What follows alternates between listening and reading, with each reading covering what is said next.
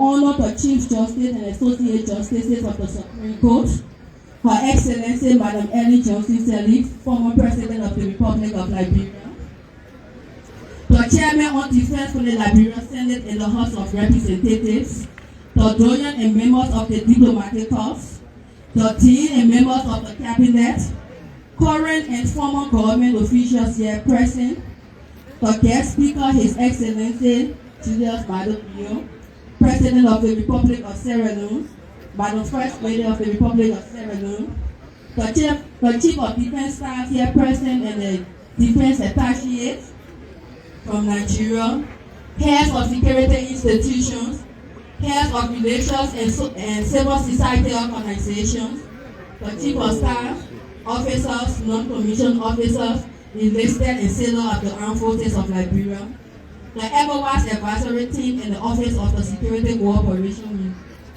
U.S. Embassy, Liberia, formerly members of our gallant men and women in arms, members of the Oath Estate, distinguished guests, ladies and gentlemen.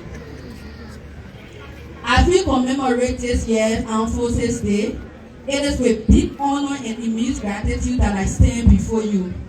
As we record, February 11 is a day set aside to honor the countless sacrifices of our gallant men and women in uniforms.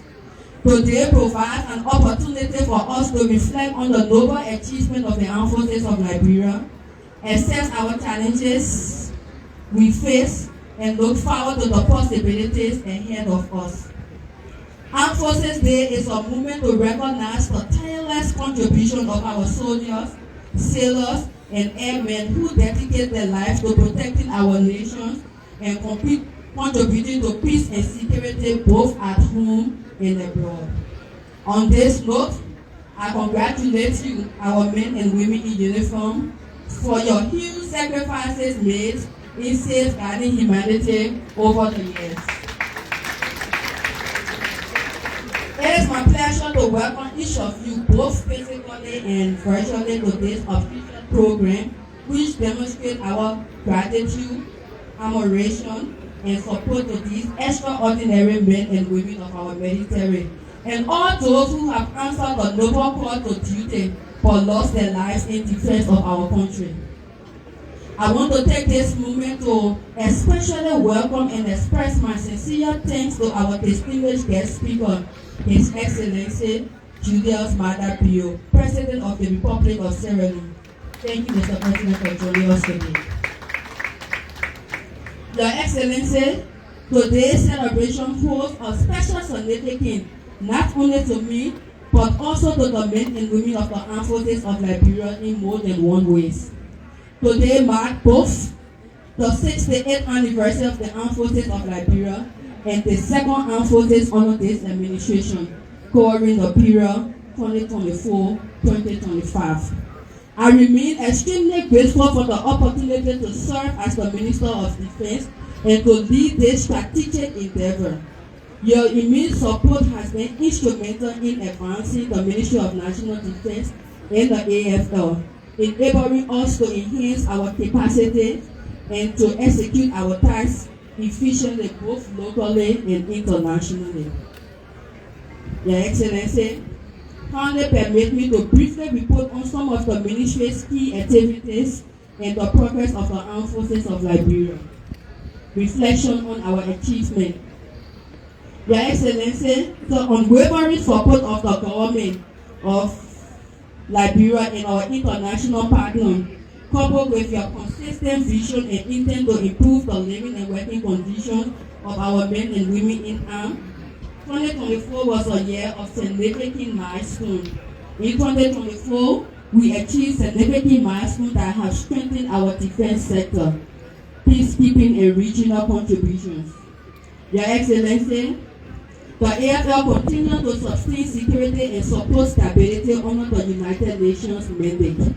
Our peacekeepers present in Guinea-Bissau, Sudan, and South Sudan continuously highlights Liberia's ongoing commitment to international peace and solidarity. Improve military infrastructures. Through budgetary support, the government of Liberia allocated 900,000 to the armed forces of Liberia to begin renovation works at barracks across our country. I am proud to report that renovation efforts have advanced at major barracks, including Camp Jones in Kakata, Madibi County, Camp Grant in Sanikwele, Lima County, while Camp Wesino in Grenjida is nearing completion.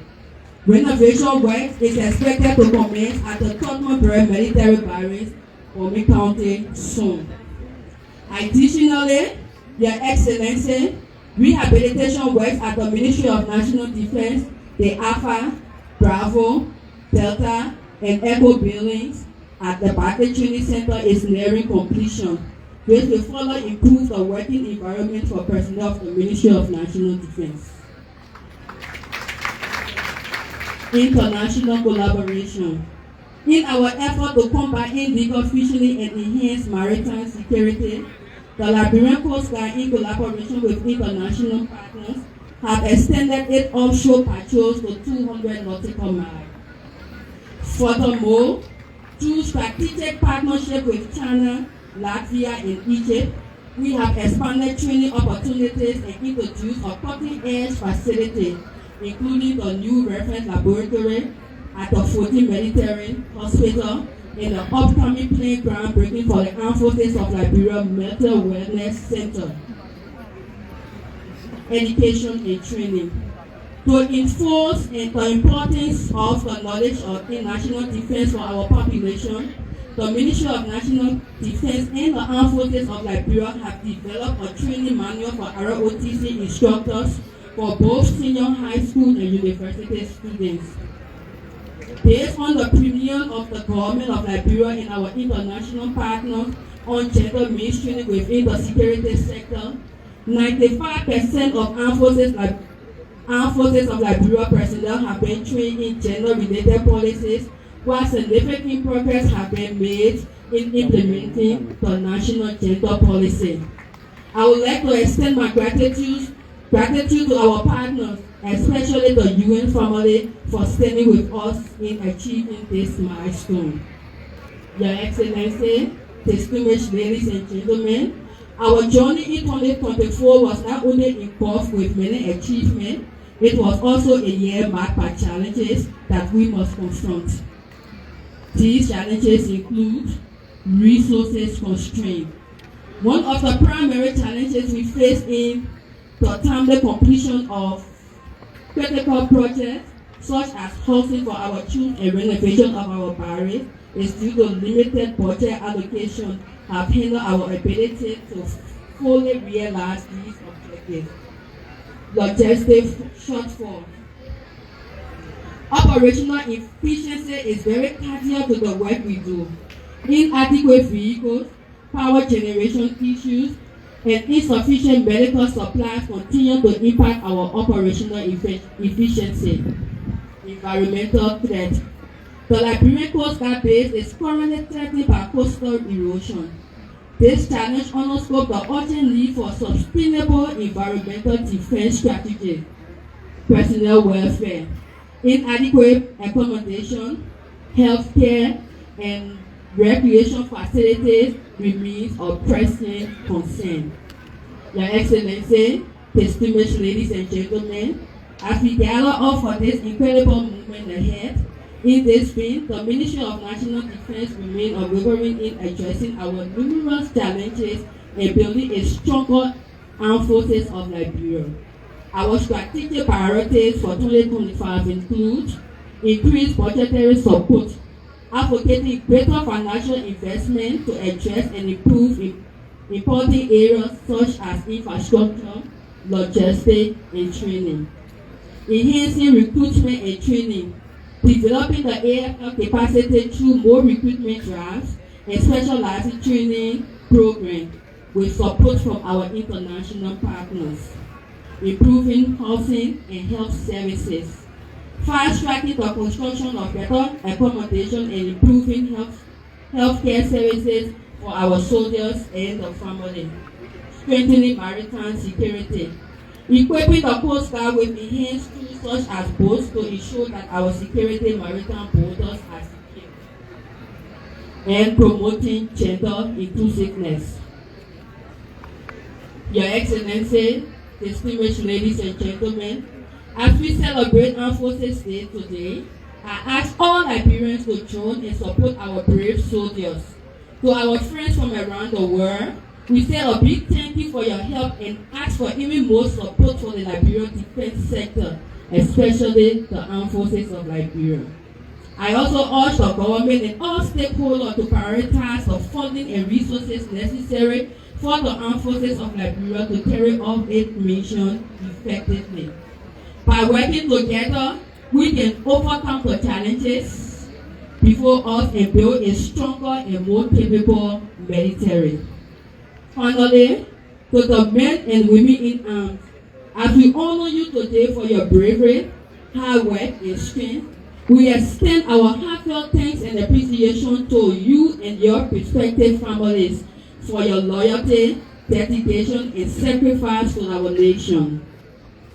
The safety of our nation is based on what you gave up and what you gave us. And your service shows your constant love for Liberia. Remain focused on your mission and demonstrate supreme gathering and professionalism by affirming your loyalty and service to the state as a patriotic obligation and a constitutional responsibility. May we all learn from your example and work together to build a stronger, safer, and prosperous Liberia. May God bless the Armed Forces of Liberia, and may God bless the Republic of Liberia. Thank you. This is the Minister of Defense, General speaking, making remarks at the 68th Armed Forces Day celebration taking place here. Your Excellency Julius Maada Bio, President of the Republic of Sierra Leone, in our